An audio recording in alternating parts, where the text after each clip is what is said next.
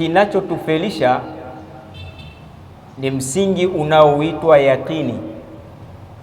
Yaqini katika mfumo wa mapokezi panahitajika yaqini ili uweze kuwa mtekelezaji mzuri wa kila aina ya kile ambacho unaelekezwa nacho au unakumbushwa. Ndugu zanguni, kwa kuwa huu ndio msingi, imefika wakati tunafeli kwa sababu hatuutazami msingi huu kuwa ni kama msingi bora katika maisha yetu. Lakini kuna wakati tunaweza tukahama katika yaqini ambayo inaweza ikawa ina msaada kwetu, tukajikuta tunaangukia katika yaqini ambayo ina majuto kwetu. Yaqini hizi ambazo nataka mimi na wewe leo tushare pamoja kuzitazama, yaqini ziko 3 ambazo zimetajwa kwa mujibu wa Qur'ani. Katika ile suratu Takathur zimetajwa yaqini 2, alhaakumut takathur hatta zurtumul maqabir kalla sawfa ta'lamun thumma kalla sawfa ta'lamun kalla law ta'lamuna ilmal yaqin. Ya kwanza hiyo, la tarawunna aljahim thumma la tarawunnaha aynal yaqin. Ya pili hiyo, thumma la tusalunna yawma idhin anin naim. Kuna yaqini ya kwanza inaitwa ilmul yaqin na yaqini ya pili inaitwa ainul yaqin. Lakini yaqini nyingine ya 3 ambayo yenyewe imetajwa lakini haikutajwa katika sura hii, imetajwa ndani ya sura nyingine, wa innahu la haqqul yaqin. Hii ni yaqini ya 3 inaitwa haqqul yaqin. Sasa katika yaqini hizi, hii ya kwanza inayoitwa ilmul yaqin, ilmu al-yaqin, hii ni yaqini ambayo kazi yake kubwa kwetu sisi ni yaqini ya kuweza kurekebisha mambo yetu, yani yaqini ya kujirekebisha. Na yaqini hii inakuja katika mfumo wa kuelezwa jambo, ilo jambo unaloelezwa na kukinaishwa uwepo wake, haujawahi kuliona jambo hilo na wala halijawahi kukufika. Sasa unaambiwa tu, baada ya kuambiwa wewe unalazimika kuamini kile ambacho hujawahi kukiona kwa macho yako. Unalazimika uamini kile ambacho wewe mwenyewe binafsi hakijawahi kukufika. Inaitwa ilmul yaqin. Na yaqini hii, yaqini ya kujirekebisha wewe, ni yaqini ambayo wacha Mungu ndio wamedili nayo, kama Mwenyezi Mungu Subhanahu wa Ta'ala pale aliposema katika sura ya kwanza, Alif Lam Mim, dhalika alkitabu la raiba fihi hudan lilmuttaqin, kwamba kitabu hiki cha Qur'ani ni mwongozo kwa wacha Mungu. Lakini wakati Allah anawaelezea wacha Mungu akawapa sifa hii. Kwanza kabisa, alladhina yu'minuna bilghaibi, ambao wao wanaamini wasichokiona. Wanachoamini hakijaonekana. Bwana, kuna adhabu kaburini. Wacha Mungu hawaulizi wewe ulienda au nani alienda akaziona hizo adhabu akaja kutusimulia. Alianza kuziona babu yako akaja kutuhadithia. Yani maana yake hawahoji wacha Mungu kuna adhabu kaburini. Wallah, muda wa kuwa taarifa hizo aliozileta tunamwamini, kama ni Allah Subhanahu wa Ta'ala, kama ni Mtume Muhammad sallallahu alaihi wasallam, hatuna upinzani katika hilo. Muda wa kuwa aliyoeleza uwepo wa adhabu za kaburi, uwepo wa neema za kaburi, tunamwamini. Basi hiyo ndio yaqini namba 1 kabisa, kwamba kile ulichokisikia hujawahi kukiona, hakijawahi kukutokea, wewe unakimbilia kuamini na kukubali kwamba uwepo wake ni wa kweli. Hivyo hivyo mengi sana ya kiakhira ni mambo ya asamiiyat, mambo ya kusikiwa. Hakuna mtu ambaye kayaona live. Leo tunafanya ibada hizi za swala, tunafanya ibada za somu, tunafanya na ibada nyingine mbalimbali, lakini ibada hizo zote zikiwa zinaashiria kwamba tuna maandalizi ya kujiandaa jinsi gani tutapata kheri kwa Allah subhanahu wa ta'ala, na jinsi gani tutajiepusha na shari ambazo ziko huko akhera. Lakini hakuna aliyekwenda akaziona akarudi akasema bwana nimeona 1 2 3, hayupo. Ndio maana ile mwishoni kule katika sifa za wacha Mungu ikawekwa wabil akhirati hum yuqinun.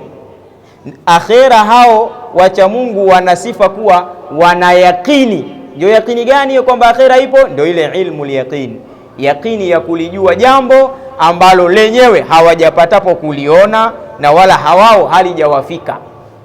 Yakini ya kwanza hii ni yakini ya kujirekebisha. Mungu amesema fanya hivi, acha hiki, maana yake unatakiwa ujirekebishe pasi na kusubiria mpaka uone mwenyewe au likufike. Bwana usifanye, jirekebishe. Hiyo inaitwa yakini ya kujirekebisha. Yakini ya pili ambayo inaitwa ainul yaqin. Ainul yaqin ni yakini ya kungojea jambo ulione, tukio umeliona kwa mtu, mfano limemtokea wewe, sasa unaanza kujifunza kupitia tukio hilo. Na ndio maana hata Mwenyezi Mungu Subhanahu wa Ta'ala akatuwekea kitu kinachoitwa kifo. Kifo kwa wale wote ambao wenye madaraka mbalimbali, waliokuwa na nyadhifa zao mbalimbali, wasije wakajisahau kuna kitu kinaitwa kifo. Ndio maana leo hii katika utaratibu wa kufa, anakufa mlala hoi, anakufa na tajiri, anakufa na yule ambaye mwenye, yani kila mmoja ana utaratibu wa kufa. Leo hii tunapozungumza, hata watu wanavyobeza baadhi ya vifo, akifa mtu fulani wengine wanashangilia, akifa mtu fulani wanaona kama huyu alikuwa hana haki ya kufa, yule ndo ana haki ya kufa. Hapana, tujifunze kwamba utaratibu wa kifo ni wa kwetu wote. Kifo hakichagui mtu kwa kumtazama wadhifa wake. Kifo hakichagui mtu kwa kumtazama sijui yukoje. Hapana, kifo ni kwa kila mmoja. Ndio maana ikawekwa, Mtume akasema kafa bil mauti wa'idha, imetosha kwa umauti bwana, umauti umetosha kuwa ni mawaidha, mawaidha kwa waliokuwa hai. Muda wa kuwa kuna waliotangulia, basi wewe unajifunza uliokuwa hai kwamba safari hii naye nami inanihusu. Hiyo ni ainul yaqin. Unapokwenda kumuona mgonjwa, kajifunze wewe kwa uzima uliokuwa nao, nenda kapate mawaidha ya kuona, pata yakini kwamba hata wewe ipo siku unaweza ukawa kama yeye. Unapomuona mtu mwingine labda amepata ulemavu, mwingine ulemavu wa ukubwani kabisa, jifunze wewe ambao uliokuwa na viungo timamu, pia linaweza likakufika hilo la ulemavu, ima wa macho au wa kiungo chochote. Kwa hiyo uruhusiwi kumuona yule ambaye tayari amepata itilafu ukamuona kana kwamba yeye aliishiwa na jambo fulani ndio maana ikamfika hiyo itilafu alionayo. Hapana, ni utaratibu aliouweka Allah Subhanahu wa Ta'ala. Kwa hiyo kuna ainul yaqin, kuna jambo unatakiwa ujifunze upate kuwa na yakini nalo kwa kuliona kwa mwenzako. Lakini kuna yakini ya mwisho ambayo ni yakini inaitwa haqqul yaqin. Haqqul yaqin maana yake ni ile yakini ambayo mtu umeambiwa, hujasikia, hujaelewa, umejizima data, umeaona kwa wenzako ukapotezea, ukaona kama kana kwamba hayo ni ya kwao, wewe hayakuhusu, ukasubiria likufike wewe, ukasubiria likufike wewe. Ndio maana wenyewe wanasema kinga ni bora kuliko tiba. Kwa hiyo unapoambiwa kadha, tahadhari, jiwekee gadi, jiwekee kinga kabla haujafika muda ambao unahitajia tiba, gharama yake itakuwa kubwa.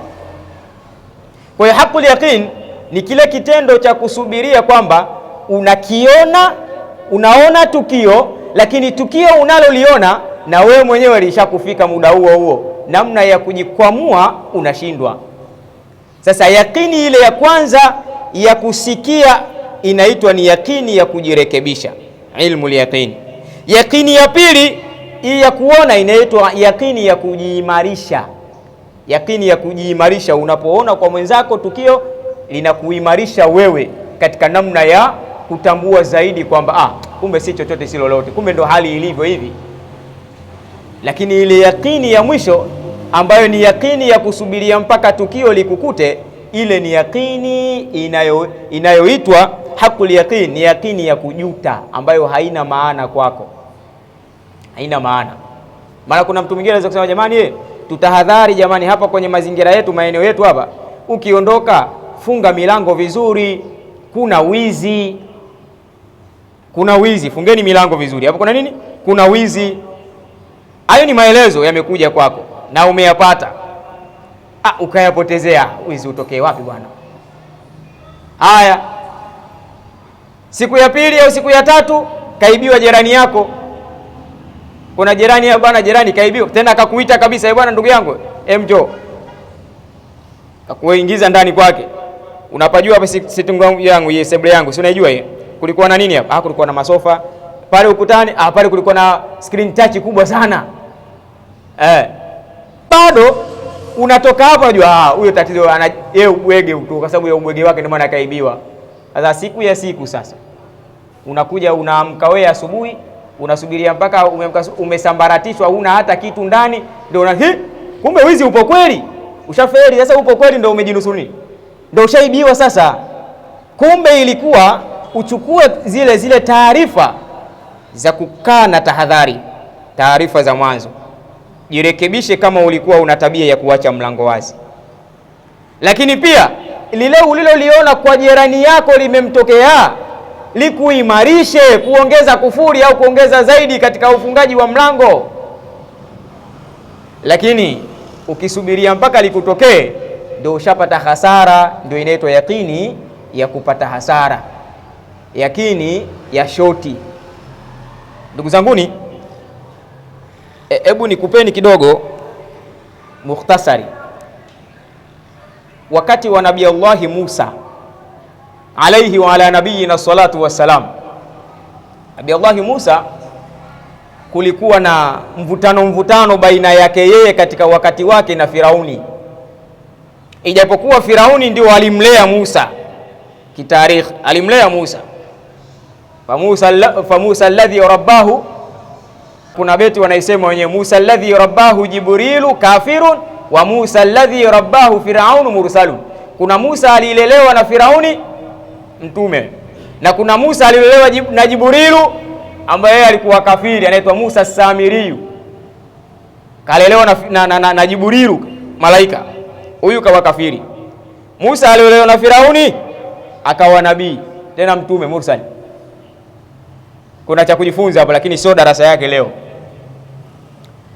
Lakini almuhimu kwamba Nabii Allah Musa kulikuwa na mvutano na migogoro hapa na pale kati yake na Firauni. Wakati Musa anatangaza kuwa yeye ni mtume aliyetumwa na Allah subhanahu wa ta'ala, wakati huo huku upande mwingine Firauni anamkataa, sema bana, wewe sio mtume, bali unatakiwa uungane na hawa wafuasi wangu kuniona kwamba mimi ndio ana rabbukumul a'la, mimi ndio Mungu wenu mkuu. Firauni anataka abakie katika nafasi yake kuwa yeye ni Mungu. Wakati huo Nabii Allah Musa anataka kuwaambia watu na kuwaelekeza watu kwamba yeye ni mtume aliyetumwa na Allah subhanahu wa ta'ala, na wasikubaliane kabisa na maneno ya Firauni kuwa yeye ndio Mungu. Mungu yupo. Katika mvutano huo ikabidi Musa atake kuweka mdahalo ili kila mmoja aonyeshe kwamba nani atakayekuwa mkweli katika jamii. Firauni alikuwa na watu wake ambao ni vigagula, wazee wa giza hao alikuwa nao, kamati ya ufundi alikuwa nayo. Sema sasa hii nitaiandaa ili wapambane na nani? Na Musa, tuone nani atakuwa anawaamini. Wako vizuri kabisa, kamati ya ufundi iliyokamilika. Akakubaliana nao vizuri, wakapanga kidau kwamba bana, mkifanya vizuri mimi nitakupeni 1 2 3 bana, tuna ujira wote, haina shida, nitakupeni ujira. Kwa hiyo Musa akaambiwa, sasa kama wewe kweli ni nabii, kweli ni mtume kweli, nataka siku tuwakusanye watu, mimi niwalete watu wangu, alafu muonyeshane umwamba ili tumuone nani kenge nani mamba. Ilipofika siku ya siku, wakakutana katika eneo wale. Sasa wale vigagula wa Musa, kamati yake ya vigagula wa Firauni na kamati yake ya ufundi, wakaambiwa sasa, haya, leteni sasa hivyo vitu ambavyo vitakavyoashiria kwamba kweli tumuamini huyo bwana mkubwa Firauni, kwamba eti kweli Mungu kweli. Fanyeni. Walikuwa wameshika, wengine wana kamba zao, wengine wana vifimbo vyao, wakavitupa chini. Kuvitupa vile vikageuka kuwa nyoka. Wakawa nyoka wengi wanatembea tembea katika eneo lile. So unaona, watu mliona kamba, sio kamba, leo nyoka. Hii yote ni kwa sababu ya utukufu wa Mungu wetu huyo, Mungu Firauni. Ndio maana kamba leo imegeuka nyoka. Ndio maana leo fimbo imegeuka nyoka. Sawa, haina shida. Sasa Musa akawa anajitafakari pale, nafanyeje? Wahai ukatoka kwa Allah subhanahu wa ta'ala, wewe una fimbo ile kubwa, wewe lidondoshe hilo kubwa lao hilo. Akalibwaga lile fimbo kubwa, likageuka joka kubwa kweli, likawa sasa linaanza kuvimeza vile vijoka vidogo vidogo vilivyotupwa na nani, na wale wachawi wale, vikamezwa vyote. Baada ya kumezwa, kwa kuwa wale ni wataalamu wa fani ile ya nguvu za giza, kwa namna ya teknolojia tuliyoitumia sisi, hii aliyotumia bwana mkubwa, itakuwa huyu bwana ana ukweli katika jambo lake. Ndio faulqiya saharatu sajidin, wale vigagula wote wakapiga magoti chini, wakaanza kusujudi, kutoa heshima kwa nani? Kwa Musa. Na pale pale wakasema amanna bi rabbil alamin rabbi Musa wa Harun, tumemwamini Mola mlezi wa viumbe wote, huyo ndio Mola wa Musa na Harun, tumemwamini. Hapa walipata yakini kwamba Musa ni mtume kweli kwa macho ya kuona, wametumia ainul yaqin. Baada ya kuwa ile ilmu yaqin walichokuwa wanaambiwa kikawa hakina nguvu kwao, imani yao ya kumwamini Musa iliimarishwa kwa kuona. Baada ya kuona tukio lile, walijifunza kitu. Mwisho Firauni akang'ang'ana kwamba bana, nyie takuwa huyu mtawi mwenzenu. Sasa kama ndio hivyo, mmenikataa mimi nitakupeni adhabu, nitakusulubuni nyie, nitakukateni viungo vyenu. Mikwala ikawa mingi pale. Kama ndio hivyo, haina shida, sisi wewe tushakutoka kabisa, hatuna mpango na wewe, tupo kwa Mungu huyu wa Musa, ni Mungu wa kweli. Kilichokuja kutokea sasa,